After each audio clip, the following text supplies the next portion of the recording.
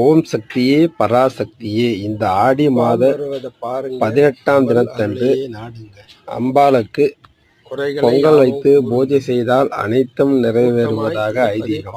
ஆகவே இந்த நாளை தவறவிடாதீர்கள்.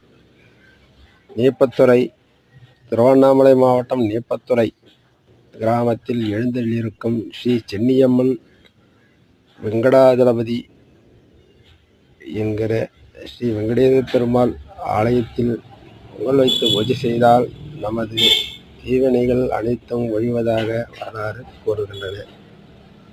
ஆகவே முடிந்தவரை இந்த தினத்திலே பூஜை செய்து அம்பாளை வழிபட்டால் அனைத்து பாவங்களும் விலகுவதாக கூறுகிறார்கள்.